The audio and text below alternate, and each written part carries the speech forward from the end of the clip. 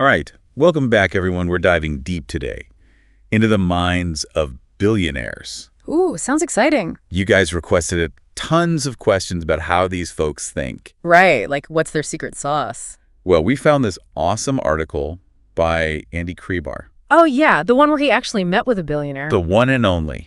And get this, it's not about like private jets and fancy yachts. I was going to say, I don't have either of those yet, so hopefully there's more to it. It's all about a way of thinking, a mindset that anyone can apply. Okay, I'm intrigued. Anyone can think like a billionaire. That's what this guy says. And honestly, some of the stuff he talked about really surprised me. Spill the beans. What kind of surprises are we talking about? Well, for starters, chasing those small wins, the ones we think are keeping us busy, Yeah, I'm guilty of that. might actually be holding us back from the truly huge opportunities. Whoa, okay, now that's a perspective shift. You're saying go big or go home. Kinda. This actually connects to something Steve Schwartzman, the BlackRock founder, talks about. Yeah, I've heard of him. Super successful investor. What's his take on this? He calls it chasing antelopes, focusing on those massive opportunities, not just busy work. Antelopes. Okay, I like that. Big game hunting for ideas, I guess. Exactly. But how do we actually apply this to our own lives, you know? Right, because it's easy to say chase big opportunities, but what does that even look like day to day? Well, first we got to understand what Schwartzman means when he says running a small business is just as tough as a big one. So it's not just about the size of the win, it's about the effort you're putting in. Exactly. Yeah. Are you pouring all your energy into something that, even if it works, is still kind of a limited return? Okay, I'm starting to see the point. Why not aim for something with bigger potential if you're going to hustle anyway? That's the billionaire mindset. And this leads to the next big point, which is you got to be different. Different? How so? Do I need to, dye my hair green or something? Not quite. Mm-hmm. It's about recognizing those opportunities that other people haven't spotted yet. Oh, I see. It's like finding those hidden gems, the diamonds in the rough. And timing is key. In the article, the billionaire kept asking Crebar, why now? Why now? Makes sense. Timing is everything, especially in business. It's all about recognizing change. Billionaires are masters at seeing how shifts create opportunities. Shifts, like what kind of shifts? Well, the article breaks it down into 3 types: regulatory, technological, and business model changes. Ooh, okay, yeah, those are some big forces at play for sure. Let's break those down one by one, maybe starting with regulatory changes. Perfect. The article talked about Michael Bloomberg and how he built his fortune. Yeah, Bloomberg, the media mogul, right. What's his story? So back in the 70s, he saw how the financial markets were kind of, a bit of a Wild West. Oh, Wild West, huh? Sounds a bit chaotic. Totally. Lack of transparency, no clear rules. Then the government steps in to regulate things, increase transparency. Okay, so more rules and regulations. Right. And Bloomberg, he saw this as an opportunity. He created a system to provide real-time financial data. So he was like, all right, new rules, new game, let's provide the tools everyone needs to play. That's it. He met a need that was created by that regulatory change. Wow, smart move. So he didn't fight the change, he embraced it. Are there other examples of this, like in other industries? Oh, tons. Think about the rise of fintech. As regulations around traditional banking evolved, companies like PayPal and Square popped up.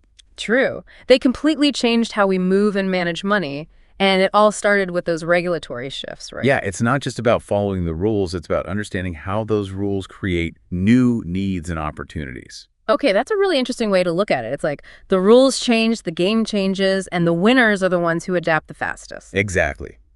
But sometimes the change isn't about new rules, it's about new tech.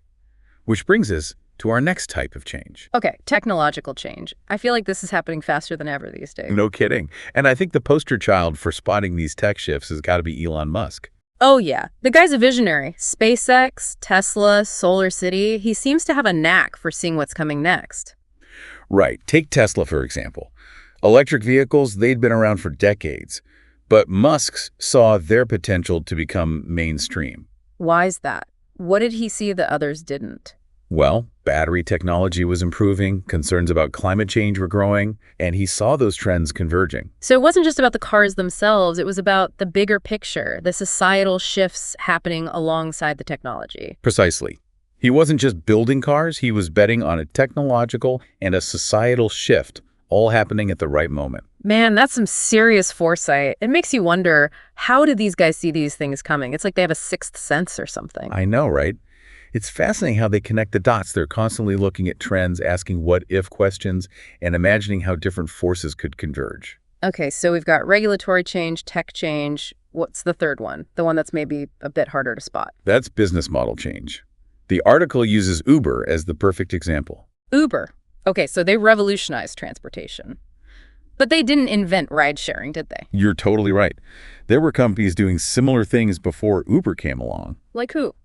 Well, there was Zimride, which focused on long-distance rides between colleges. Oh, yeah. I remember hearing about them. So even Uber, a company worth billions, didn't come up with the idea from scratch? Nope. They saw inefficiencies in the traditional taxi model, and they used technology to streamline the whole experience.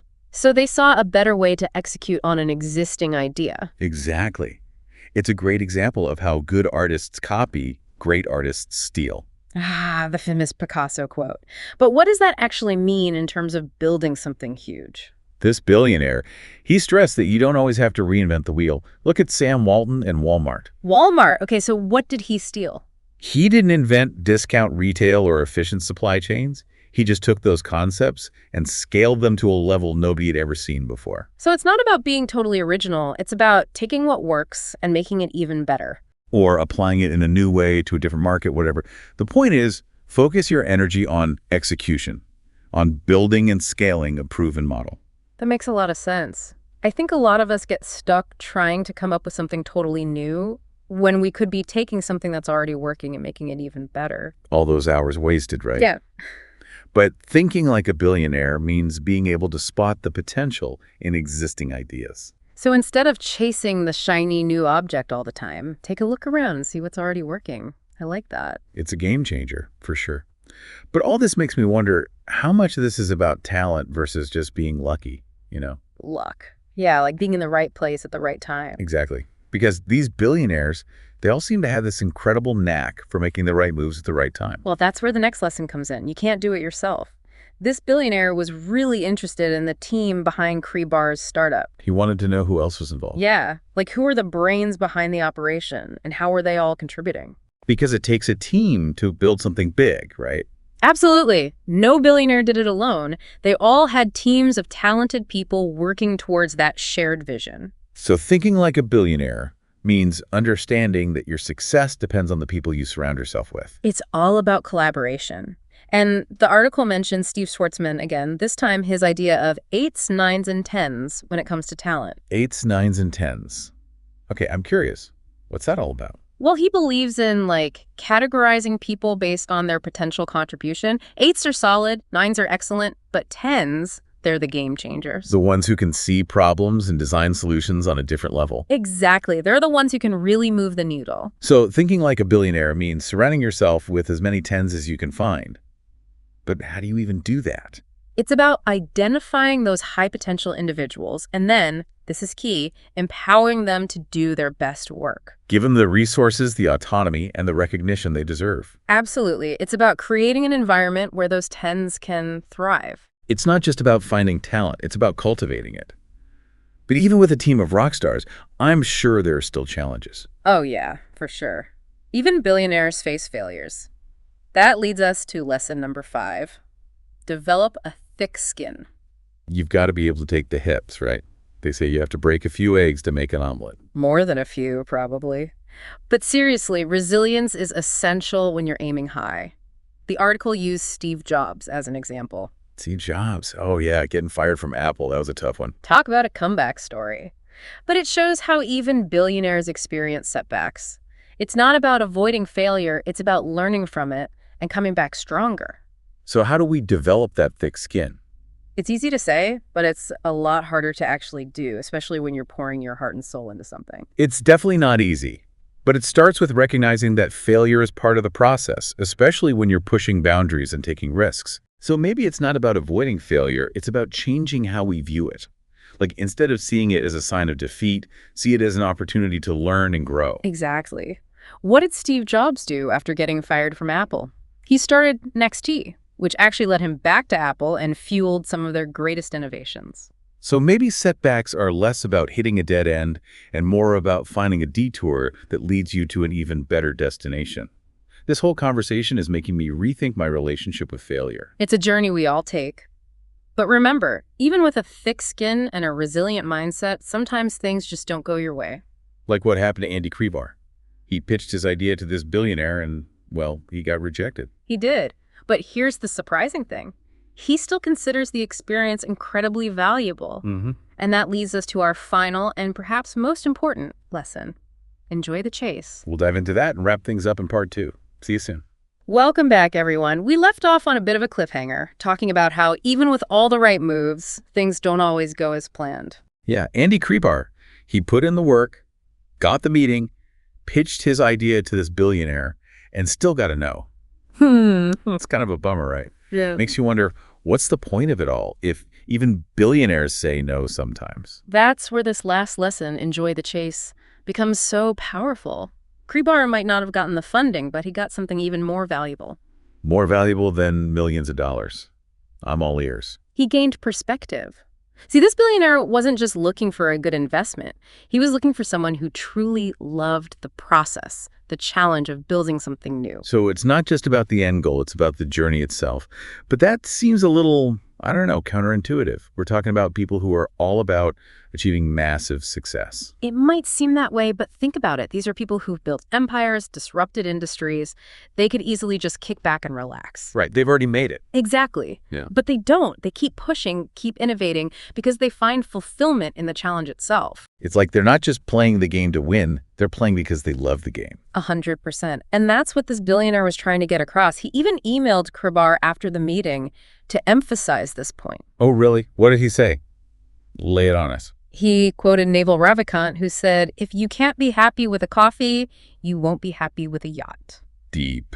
I like that. It's about finding joy in the everyday moments, not just chasing some distant prize. I get it. If you're only focused on the end goal, you miss out on the satisfaction of the process itself. You're always striving, never really appreciating what you're doing right now. And that can lead to burnout, even if you're outwardly successful. This billionaire was highlighting that sustainable success, the kind that keeps you going even when things get tough, comes from finding joy in the journey itself. So how do we actually do that? How do we find joy in the everyday grind, especially when we're facing challenges and setbacks? Because let's be real, those are inevitable. You're absolutely right. It's not easy. But it starts with aligning your actions with your values. Are you working on something you truly believe in, something that excites you, even when it's difficult? I think that's a big part of it. If you're just chasing money or external validation, yeah, it's easy to lose motivation when things get hard. But if you're driven by a deeper sense of purpose, that passion can fuel you through those tough times. Couldn't have said it better myself. And it's also about finding ways to celebrate the small wins. Acknowledge your progress, no matter how incremental it might seem. Those little victories can be incredibly motivating. They remind you that you're moving in the right direction, even if it's not always obvious. Exactly. And don't forget to connect with others who share your passion. Building a supportive community can make a huge difference, especially when you're facing challenges. Yeah, it's easy to feel isolated when you're on that entrepreneurial journey, but surrounding yourself with like-minded people can be so powerful. It gives you that sense of belonging, that shared understanding that you're not alone in this. Okay, so it's about finding purpose, celebrating small wins, and building a supportive community. These are all things we can do, regardless of whether we're launching a startup or just trying to improve our lives in some way. Absolutely. This billionaire was sharing a mindset, not a blueprint. It's about finding joy and fulfillment in the pursuit of something meaningful, not just chasing external markers of success. You know, it's funny how we often put billionaires on this pedestal, like they're these mythical figures who have it all figured out.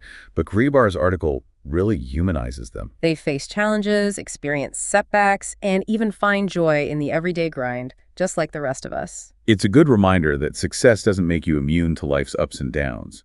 It's about how you navigate those challenges, how you learn and grow from your experiences, and how you find meaning and fulfillment along the way. Beautifully put. And that brings us back to the core of this whole conversation. It's about mindset, not money. It's about cultivating a way of thinking that allows you to see opportunities, overcome obstacles, and create something valuable in the world. And it's about finding joy in the process, because ultimately, that's what makes the journey worthwhile. Now, before we move on, let's revisit those 3 types of change that billionaires are so equipped at recognizing. Oh yeah, the regulatory, technological, and business model shifts. We touched on them briefly, but I think it's worth diving a bit deeper into each one. I agree. Let's break it down, starting with regulatory changes. We talked about Michael Bloomberg and the rise of financial data, but there are so many other examples of entrepreneurs capitalizing on shifts in regulations. What else comes to mind?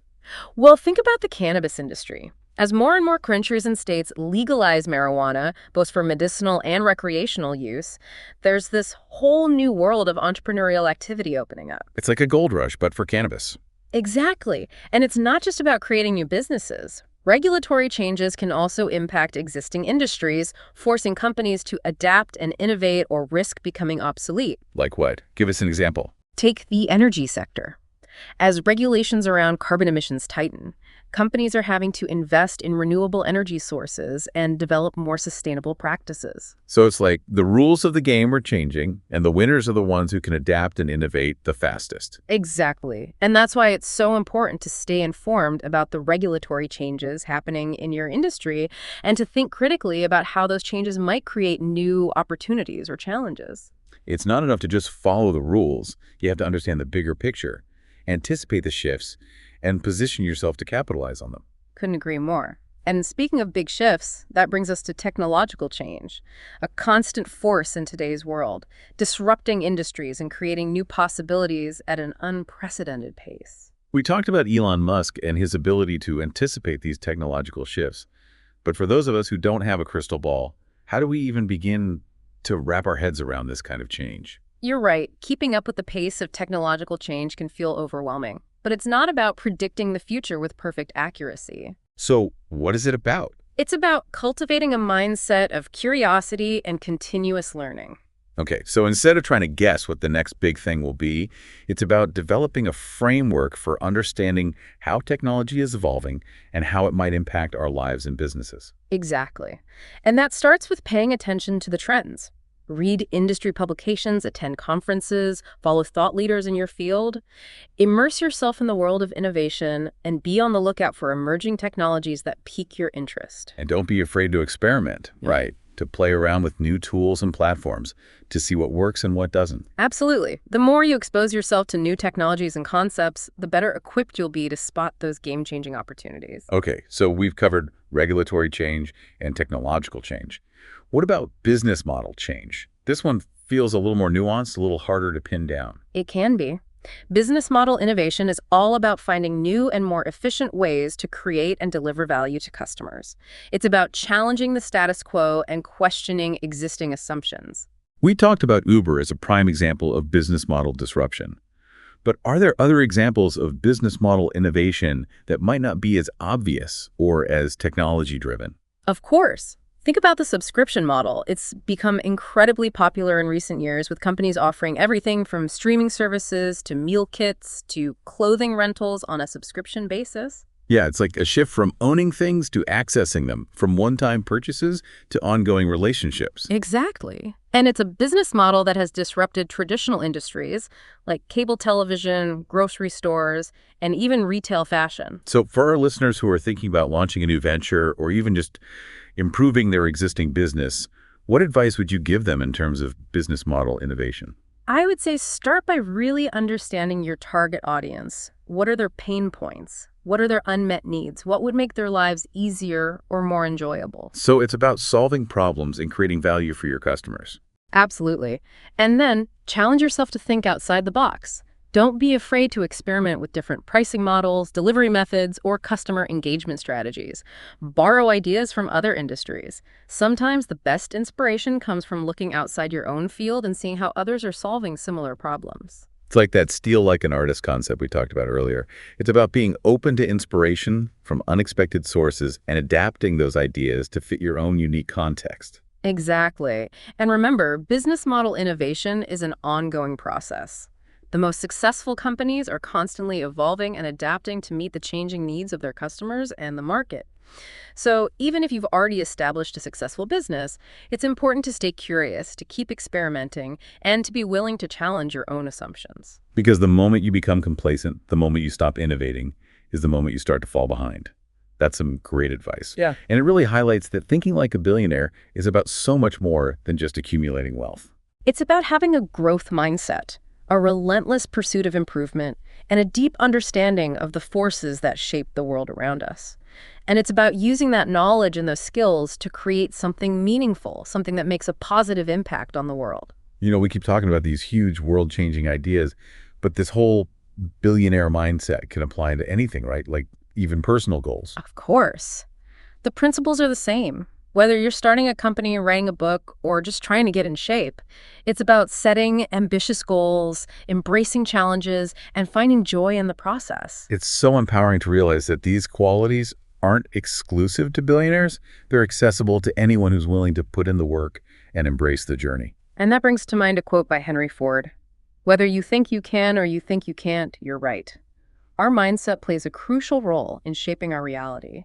So it's not just about having the right resources or opportunities. It's about believing in yourself and your ability to achieve your goals. Absolutely. And that belief, that inner confidence, is often what separates those who succeed from those who give up. So it's not just about thinking like a billionaire. It's about thinking like someone who believes in their own potential, someone who's not afraid to dream big and pursue their passions. And it's about remembering that the journey itself is just as important as the destination. Because ultimately, it's the experiences, the lessons learned, the connections made along the way that truly enrich our lives. It's like that saying, life is about the journey, not the destination. But it's so easy to get caught up in the hustle, in the pursuit of those external markers of success, that we forget to appreciate the process itself. It's a trap that many of us fall into. But the billionaires who are truly happy and fulfilled are the ones who have found a way to balance ambition with appreciation, to enjoy the chase while also savoring the moment. It's like they've found a way to be fully present in both the pursuit of their goals and the enjoyment of the journey itself. And that's a pretty amazing feat. It is. And it's something we can all aspire to, regardless of our financial aspirations. Because ultimately, true success is about living a life that feels meaningful and fulfilling, a life that's aligned with our values and our passions. Well said. You know, we've talked a lot about the importance of building strong teams, and I think it's worth revisiting that lesson in light of everything we've discussed. I agree. Because no matter how brilliant or driven you are, you're going to need the support of others to achieve truly ambitious goals. Yeah.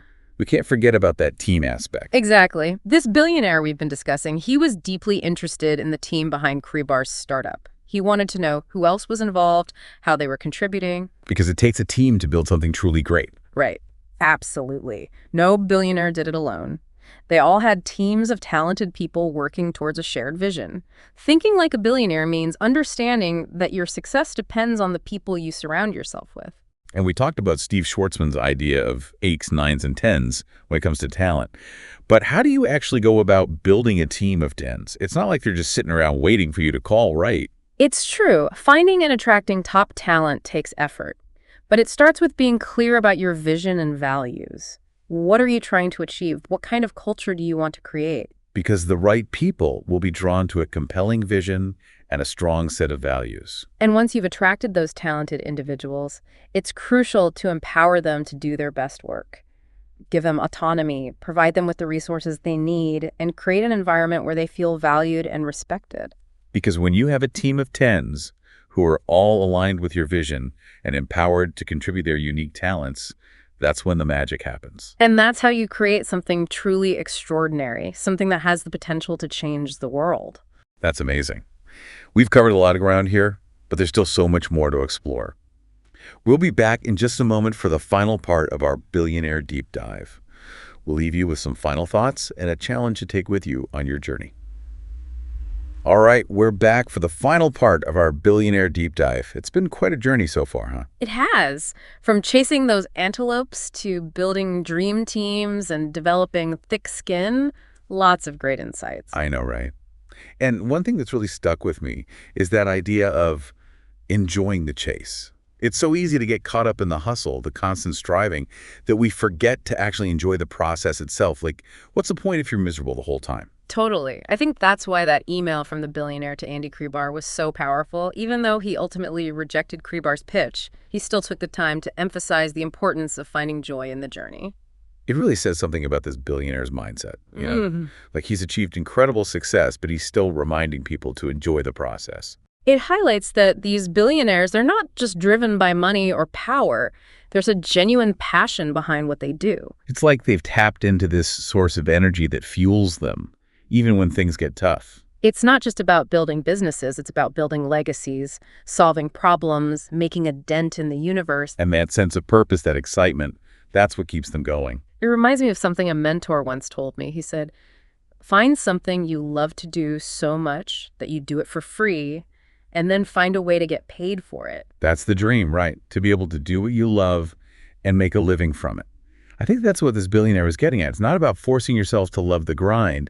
It's about finding something that truly aligns with your passions, something that makes you feel alive. Exactly. And that passion will carry you through the inevitable challenges and setbacks. Because let's be honest, there are always going to be bumps in the road, no matter what you're pursuing. That's just part of life.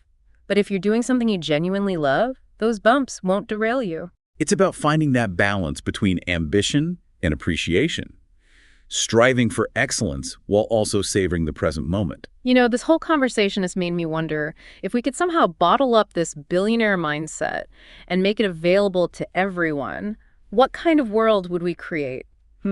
That's an interesting thought.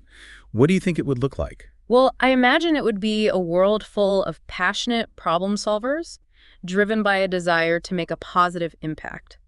People wouldn't be afraid to take risks, to fail, to learn from those failures, and to keep pushing the boundaries of what's possible. It wouldn't just be about making money, it would be about making a difference. Exactly. It would be about creating value, solving problems, and leaving the world a better place than we found it. And it wouldn't be a perfect world. Of course, there would still be challenges and setbacks, but people would approach those challenges with a different mindset. A mindset of resilience, collaboration, and a genuine desire to find solutions that benefit everyone. I love that vision. It's inspiring to think about what we could achieve if we all tapped into that billionaire mindset, not to become billionaires ourselves, but to become the best versions of ourselves. And to create a better world in the process. We keep talking about these huge, world-changing ideas, but honestly, this whole billionaire mindset can apply to anything, even small, everyday goals. You're so right. It's not just about starting companies or disrupting industries. It's about applying those same principles to any area of your life. Exactly. Whether you're pursuing a creative passion, building relationships, or working towards any kind of goal, that sense of joy, that love for the process, that's what makes the journey worthwhile. It all comes down to mindset. It's not about the resources you have. It's about the beliefs you hold and the actions you take. It's about believing in yourself, embracing challenges, and never giving up on your dreams. You know, we've covered a lot of ground in this deep dive, from those 3 types of change to building strong teams and developing a thick skin. But I think the biggest takeaway for me is this. It's not about the money, it's about the mindset. Absolutely. It's about cultivating a way of thinking that allows you to see opportunities, overcome obstacles, and create something meaningful in the world. And it's about finding joy in the process, because ultimately that's what makes the journey worthwhile. And that, my friends, is the essence of billionaire thinking. And hey, if you want to keep feeding your mind with valuable knowledge, getting motivated, finding fresh inspiration, and discovering those insightful ideas that help you succeed and become the best version of yourself, then subscribe to our YouTube channel. It's called Necessary Cookies. We go beyond the headlines and bring you thoughtful content to guide you on your journey. Join our community of lifelong learners. We'd love to have you. Absolutely. See you there. Until next time. Bye.